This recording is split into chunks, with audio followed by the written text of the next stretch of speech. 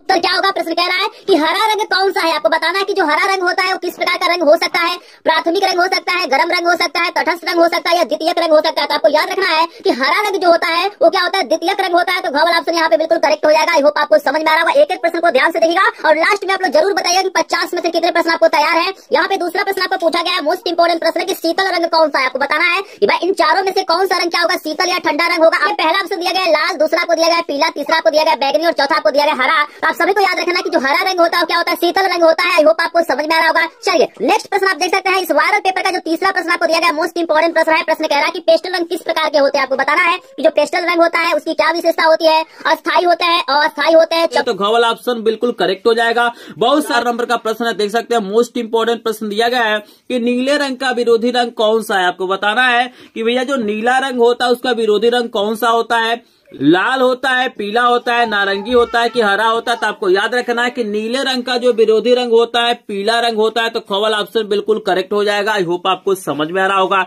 चलिए आपके सामने 5 नंबर का प्रश्न दिया गया। मोस्ट इंपोर्टेंट प्रश्नों में से एक है। प्रश्न कह रहा है कि कौन सी पेंसिल से खींची गई रेखाएं अधिक काली होती है। आपको मैं ऑप्शन दिखा रहा हूं, लेकिन जो लोग वीडियो को अभी तक लाइक नहीं किए होंगे वीडियो को लाइक करेंगे। यदि चैनल पे होंगे चैनल को सब्सक्राइब भी करेंगे। और इस 4 ऑप्शन दिया गया, यहाँ पे आपको बताना कि कौन सी पेंसिल से खींची गई रेखाएं क्या होती है? अधिक काली होती है। तो आपको सिंपल ऑप्शन याद रखना है कि जिसमें बी की संख्या अधिक होती है वो अधिक काली होती है, और जिसमें एच की संख्या अधिक होती है वो क्या होती है? अधिक हल्की होती है। तो यहाँ पे देखिए सबसे ज्यादा बी किसमें है? तो यहाँ पे एक भी है, इसमें एक भी नहीं है, इसमें भी एक भी नहीं, यहाँ पे 2 भी है। तो ग वाला ऑप्शन बिल्कुल करेक्ट हो जाएगा। आई होप आपको समझ में आ रहा होगा। बस आपको ये याद रखना है कि जिसमें बी की संख्या अधिक होगा वही क्या होता है? अधिक काला होता है। यहाँ पे 6 नंबर का प्रश्न आपको दिया गया है भैया ओस्टवाल चक्र में कितने रंग होते हैं। आपको बताना है कि ओस्टवाल चक्र में कितने रंग होते हैं।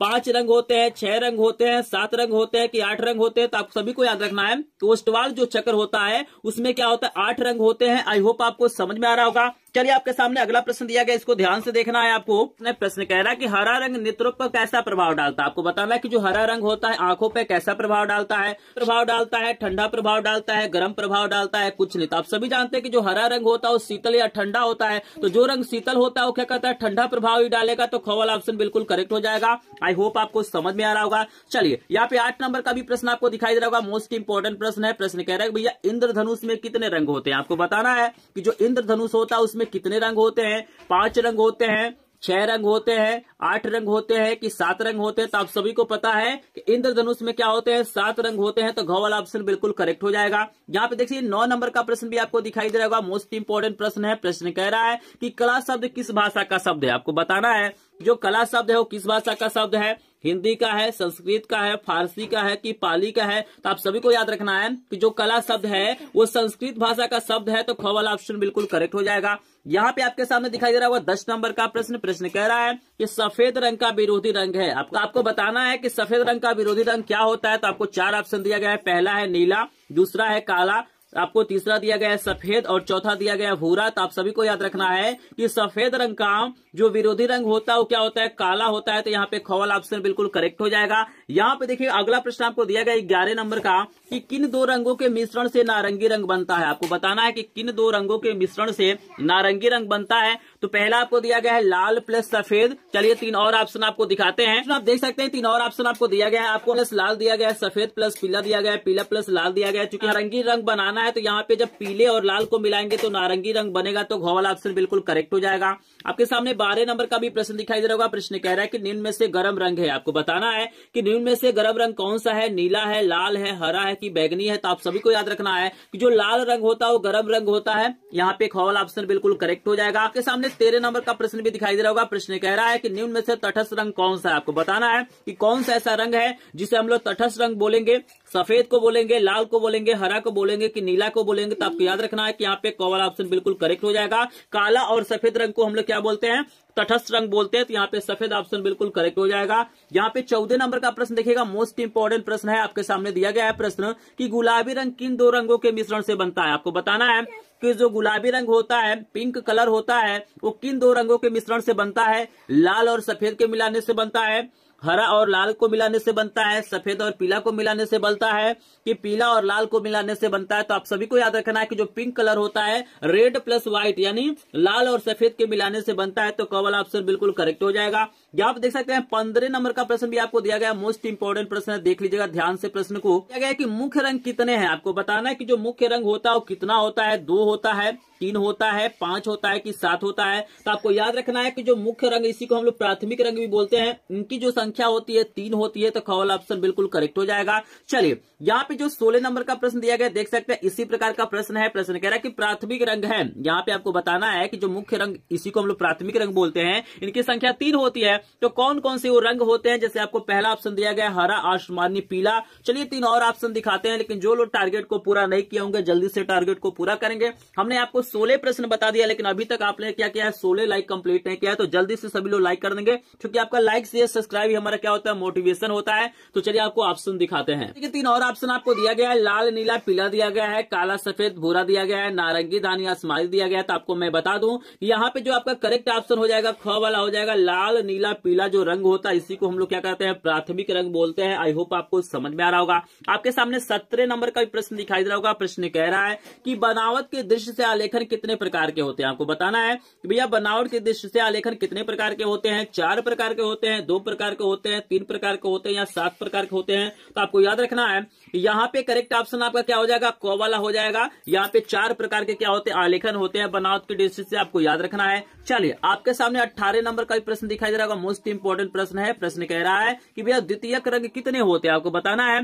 कि द्वितीयक रंगों की संख्या कितनी होती है। आपको ऑप्शन दिया गया है 2, 8, 5, 3। तो आपको याद रखना कि यहाँ पे घ वाला ऑप्शन बिल्कुल करेक्ट हो जाएगा। इनकी संख्या कितनी होती है, 3 होती है। तो आई होप आपको 18 नंबर का प्रश्न भी समझ में आ गया होगा। आपके सामने 19 नंबर का प्रश्न देख सकते हैं, मोस्ट इंपोर्टेंट प्रश्न दिया गया है कि कौन से रंगों का माध्यम पारदर्शी होता है। आपको बताना है कि किस रंग का माध्यम पारदर्शी होता है, जल रंग का, तैल रंग का, एक्रिलिक रंग का, पेस्टल रंग का। तो आपको याद रखना है जो तैल रंग होते हैं, ऑयली जो कलर होते हैं, उनका माध्यम पारदर्शी होता है। तो ख वाला ऑप्शन बिल्कुल करेक्ट है। आपके सामने 20 नंबर का प्रश्न दिया गया, देख सकते हैं मोस्ट इंपोर्टेंट प्रश्न है। यहाँ पे पूछा जा रहा है कि किस पेंसिल से बनाई गई रेखाएं क्या होती हैं, हल्की होती है। तो अभी मैंने बताया है कि जिसमें H की संख्या अधिक होती है वो हल्की होती है, और जिसमें B की संख्या अधिक होती है वो क्या होती है, काली होती है। तो यहाँ पे देखिए सबसे ज्यादा H किसमें है, ये वाला ख वाला 2H है। तो हमारा ख वाला ऑप्शन बिल्कुल करेक्ट हो जाएगा। चलिए आपको 21 नंबर का भी प्रश्न दिखाई दे रहा होगा, मोस्ट इंपोर्टेंट प्रश्न दिया गया है। प्रश्न कह रहा है कि फूल और कली के बाहरी किनारों को बनाने के लिए किस नंबर के ब्रश का उपयोग करना चाहिए। आपको बताना है जो फूल वगैरह होता है, कली होता है, उसके बाहरी किनारों को बनाने के लिए ब्रश का उपयोग करना चाहिए। 2 नंबर का करना चाहिए, 4 नंबर का करना चाहिए, 6 नंबर का करना चाहिए, 7 नंबर का करना चाहिए। अब याद रखना है कि जितना ही नंबर कम होता है ब्रश उतना ही पतला होता है। तो हमें पतले से पतले ब्रश का प्रयोग करना चाहिए। तो सबसे जो पतला ब्रश होगा यहाँ पे 2 नंबर होगा ऑप्शन के अनुसार। तो हमारा क वाला ऑप्शन बिल्कुल करेक्ट है। चलिए आपको हम 22 नंबर का भी प्रश्न दिखा देते हैं। आपके सामने 22 नंबर का भी प्यारा सा क्वेश्चन आ गया है। प्रश्न कह रहा है कि छत के केंद्र को अलंकृत करने के लिए कौन आलेखन उपयुक्त होगा। आपको पहला ऑप्शन दिया गया केंद्रीय आलेखन, दूसरा दिया गया कोने का आलेखन, आपको तीसरा दिया गया किनारी का आलेखन, और चौथा आपको दिया गया इनमें से कोई नहीं। तो आपको याद रखना है कि यहाँ पे केंद्र को अलंकृत करना है, तो यहाँ पे केंद्रीय आलेखन का प्रयोग करना पड़ेगा। तो क वाला ऑप्शन बिल्कुल करेक्ट है। चलिए 23 नंबर का प्रश्न आपको दिखाई दे रहा होगा, मोस्ट इंपोर्टेंट प्रश्न है। प्रश्न कह रहा है कि अजंता गुहा मंदिर किस राज्य में है, उत्तर प्रदेश में है, मध्य प्रदेश में है, उड़ीसा में है या महाराष्ट्र में। तो आपको याद रखना है कि इसका करेक्ट ऑप्शन आपका घ वाला हो जाएगा। अजंता गुहा मंदिर आपका महाराष्ट्र में है। चलिए 24 नंबर का प्रश्न आपको दिखाई दे रहा होगा, मोस्ट इंपोर्टेंट प्रश्न है। प्रश्न कह रहा है कि 2 शोकाकुल नारी भित्ति चित्र कहां पे अंकित है। आपको ऑप्शन दिया गया अजंता में, बाघ गुफा में, बादामी में या इनमें से कोई नहीं। तो यहाँ पे 24 नंबर प्रश्न का उत्तर आपके सामने 25 नंबर का प्रश्न आ गया, देख सकते हैं। प्रश्न कह रहा है कि निम्न में से कौन सा रंग इंद्रधनुष में नहीं है। आपको बताना है कि इसमें से कौन सा ऐसा रंग है जो इंद्रधनुष में नहीं पाया जाता है।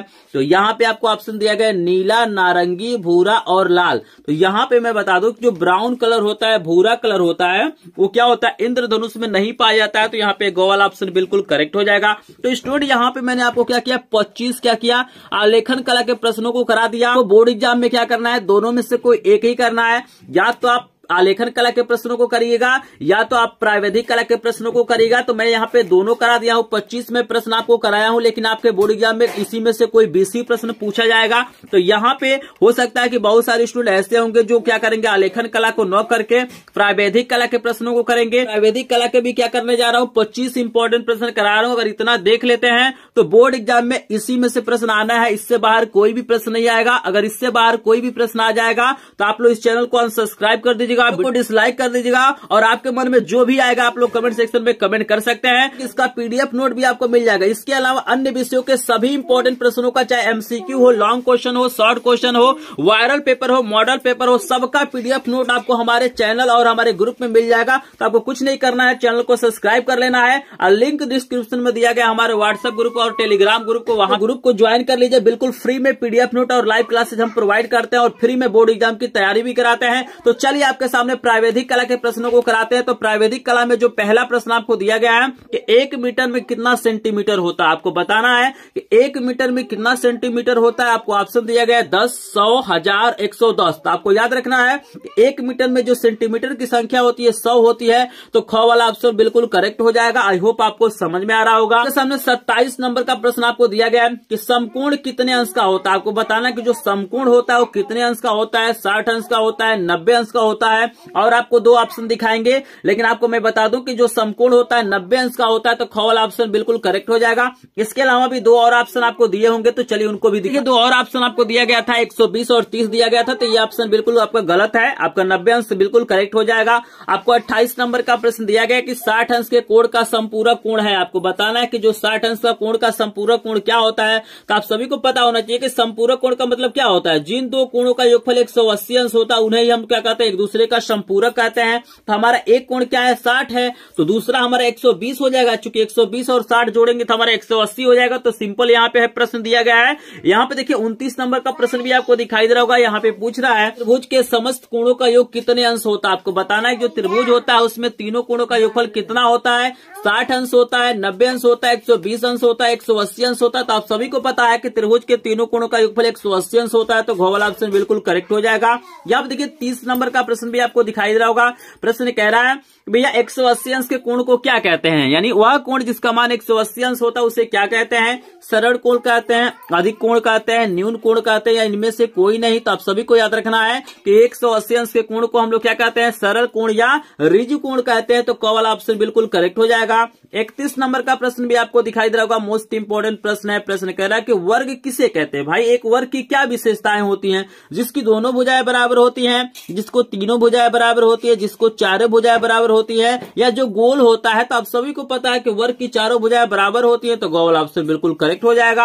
आपके सामने 32 नंबर का प्रश्न दिखाई दे रहा होगा, मोस्ट इंपोर्टेंट प्रश्न है। प्रश्न कह रहा है कि समबाहु त्रिभुज का प्रत्येक कोण होता है। तो समबाहु त्रिभुज किसे कहते हैं, जिसका प्रत्येक भुजाएं बराबर होती है और प्रत्येक कोण क्या होता है, 60 अंश होता है। तो समबाहु त्रिभुज का प्रत्येक कोण क्या होता है, 60 अंश का होता है। तो ख वाला ऑप्शन बिल्कुल करेक्ट हो जाएगा। चलिए 33 नंबर का प्रश्न आपको दिया गया है कि समबाहु त्रिभुज की भुजाएं होती हैं। आपको ऑप्शन दिया गया है, पहला ऑप्शन दिया गया है तीनों भुजाएं समान होती हैं, तीनों भुजाएं समान होती है, केवल कोण बराबर होते हैं, इनमें से कोई नहीं। तो आप सभी को याद रखना है कि यहाँ पे क्या होता है, तीनों भुजाएं आपस में क्या होती है, बराबर होती हैं। तो क वाला ऑप्शन बिल्कुल करेक्ट हो जाएगा। यहाँ पे सामने 34 नंबर का प्रश्न दे रहा है। प्रश्न कह रहा है कि रेखा क्या है। आपको बताना है भाई एक रेखा की क्या विशेषताएं होती हैं। रेखा सीधी होती है, 2 बिंदु के बीच की दूरी होती है, इनमें से कोई नहीं। तो आप सभी को पता है कि 2 बिंदुओं के बीच की दूरी को हम लोग रेखा कहते हैं। तो ख वाला ऑप्शन बिल्कुल करेक्ट हो जाएगा। चलिए आपके सामने 35 नंबर का प्रश्न दिखाई दे रहा होगा। प्रश्न कह रहा है कि संपूर्ण कोण होता है। आपको बताना है कि जो कंप्लीट एंगल होता है वो कितने डिग्री का होता है, 360 अंश का होता है, 120 अंश का होता है, 180 अंश का होता है, या 60 अंश का होता है। तो आप सभी को याद रखना है कि यहाँ पे जो करेक्ट ऑप्शन हो जाएगा क वाला, 360 अंश का क्या होता है, संपूर्ण कोण होता है। आई होप आपको समझ में आ रहा होगा। चलिए यहाँ पे 36 नंबर का प्रश्न भी आपको दिखाई दे होगा। प्रश्न कह रहा है कि एक वर्ग के आंतरिक कोणों का योग होता है। आपको बताना है जो वर्ग होता है उसके आंतरिक चारों कोणों का योगफल कितना होता है, 360 होता है और 120 होता है, 180 होता है कि 60 होता है। तो आप सभी को पता है कि एक कोण क्या होता है, 90 अंश का होता है, और 4 कोण होता है। तो 9 चौको 36, 360 क वाला ऑप्शन बिल्कुल करेक्ट हो जाएगा। 37 नंबर का प्रश्न भी आपको दिया गया, मोस्ट इंपोर्टेंट प्रश्न है।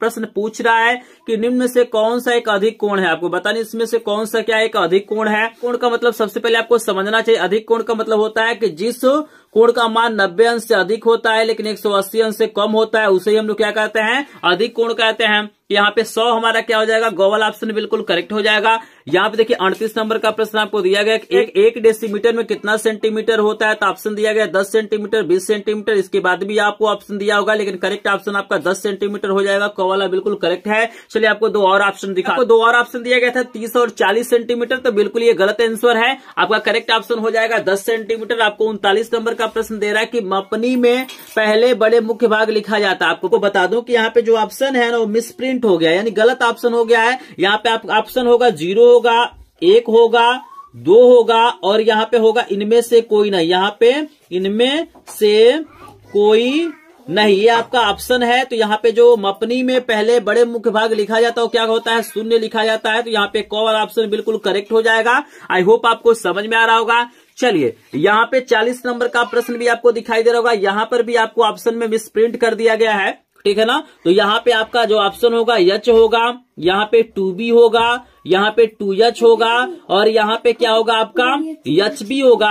तो यहाँ पे प्रश्न पूछा जा रहा है कि कौन सी पेंसिल से बनाई गई रेखा अधिक हल्की होती है। तो यहाँ पे हमारा क्या हो जाएगा, 2H करेक्ट ऑप्शन हो जाएगा। गो वाला ऑप्शन बिल्कुल करेक्ट है, अभी मैंने आपको बताया ही है, आपको समझ में आ रहा होगा। यहाँ पे 41 नंबर का प्रश्न आपको दिया गया कि एक किरण के अंतिम बिंदु कितने हैं। आपको बताना है कि जो किरण होता है, रे होता है, उसमें अंतिम बिंदु कितने होते हैं। 1 होता है, 2 होता है, 3 होता है, 4 होता है। तो यहाँ पे 1 होता है, तो क वाला ऑप्शन बिल्कुल करेक्ट हो जाएगा। 42 नंबर का प्रश्न आपको दिया गया है कि ज्यामितीय आलेखन का निर्माण होता है, ज्यामितीय तत्वों से होता है, वर्ग से होता है, आयत से होता है या वृत्त से होता है। तो आप सभी को पता है कि ज्यामितीय आलेखन का जो निर्माण होता है ज्यामितीय तत्वों से होता है, तो गम बिल्कुल करेक्ट हो जाएगा। आपको 43 नंबर का प्रश्न काफी इंपॉर्टेंट दिया गया है। प्रश्न कह रहा है कि ज्यामितीय आलेखन में प्रयोग होता है प्राकृतिक रंग, द्वितीयक रंग, श्वेत श्याम रंग या इनमें से कोई नहीं। तो आपको याद रखना है कि इसका करेक्ट ऑप्शन आपका ग वाला हो जाएगा। श्वेत श्याम रंग का प्रयोग किया जाता है ज्यामितीय आलेखन में। चलिए आपको 44 नंबर का प्रश्न दिखाई दे रहा है। आपको बताना है कि निम्न में से त्रिभुज का आकार है।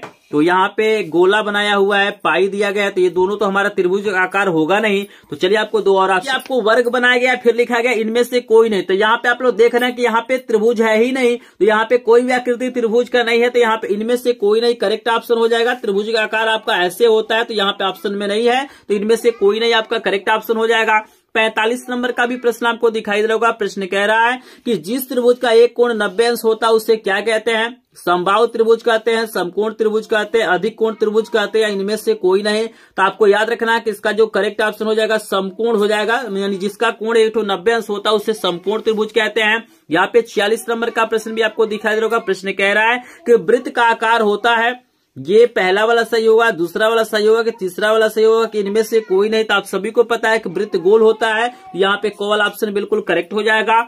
यहाँ पे 47 नंबर का प्रश्न आपको दिखाई दे रहा होगा। प्रश्न कह रहा है कि त्रिभुज में कितनी भुजाएं होती हैं। 1 भुजा होती है, 2 भुजा होती है, 3 भुजा होती है कि 4 भुजा होती है। तो आप सभी को याद रखना है कि त्रिभुज में क्या होती है, 3 भुजाएं होती है। तो गौल ऑप्शन बिल्कुल करेक्ट हो जाएगा। 48 नंबर का प्रश्न आपको दिया गया है कि चतुर्भुज के चारों कोणों का योगफल कितना होता है। यहाँ पे 1 होता है, 2 होता है, 3 होता है कि 4 होता है, लेकिन यहाँ पर भी देखिएगा मिसप्रिंट हो गया है। यहाँ पे जो ऑप्शन आपका होना चाहिए 90 अंश होना चाहिए, 180 अंश होना चाहिए, 360 अंश होना चाहिए और यहाँ पे 100 अंश होना चाहिए। तो यहाँ पे पूछा गया है कि चारों कोणों का योगफल कितना होता है। तो चतुर्भुज के चारों कोणों का जो योगफल होता है 360 अंश होता है। तो यहाँ पे गो वाला ऑप्शन बिल्कुल करेक्ट हो जाएगा। आई होप आपको समझ में आ रहा होगा। यहाँ पे देखिए 49 नंबर का प्रश्न बेहद इंपॉर्टेंट पूछा गया है। प्रश्न कह रहा है कि त्रिभुज के 2 कोण क्रमशः 30 अंश और 60 अंश है। तो तीसरा कोण आपको बताना है कितना होगा।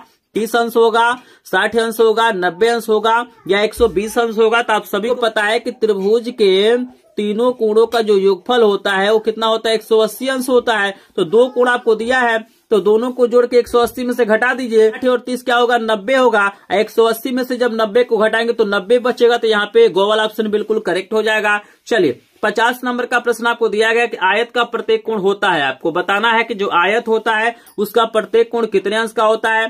30 अंश का होता है, 60 अंश का होता है या 2 और ऑप्शन आपको दिया गया। चलिए उसको दिखा देते हैं। और 120 तो आयत का प्रत्येक कोण क्या होता है, 90 अंश का होता है। ये 50 प्रश्न आपको समझ में आ गए होंगे।